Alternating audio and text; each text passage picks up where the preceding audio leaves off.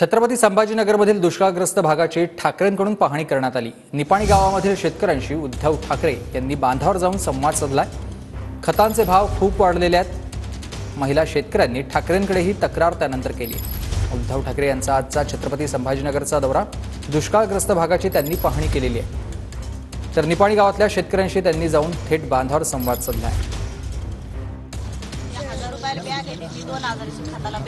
आता ते घोषणा करताय सगळं तुम्हाला घरपोच पैसे मिळणार। ते पैसे काय पहिल्याच पगारी बंद पडले नाही, पगारी कधी यायच्या साहेब आता? अरे पण 1,500 रुपये मिळणार ना 1,500 तुम्हाला। रुपयात काय होतं? गॅसचे भाव 1100ला ते तर सगळे तेलाचा डब्बा 1600 सगळे 2200ला दोन पिट्टे आहेत ते। काहीच होऊ शकत नाही त्याच्यामध्ये, काहीच होत नाही त्याच्यामध्ये। कशाच्या पगारी बाकी आपल्या ते पहिल्या पगारी म्हाताऱ्या बायाच्या ह्या पूर्ण कंच झाल्या पण नाही तयार। हा. त्या भेटत नाही नाही, 6 महिने नाही येतच नाही त्या अरे पगारी, पण सगळीकडे तर महिलांची गर्दी उसळले। येतच नाही त्या पगारी। खताचे बियाचे भाव किती भरपूर वाढले, कापशीला भाव नाही। पण त्याला शाळा शिकवायची आहे ना तुम्हाला। मग आता शिकवायची पण सरकारी शाळेत घालले, आपल्या शाळेत घालायला आमच्या जवळ एवढे अवसर पैसे नाही ना। शाला बाह्य विद्यार्थ्यांमध्ये आपण करू। ताई त्याच्यात करू आपण। शिक्षण शाळेत कशी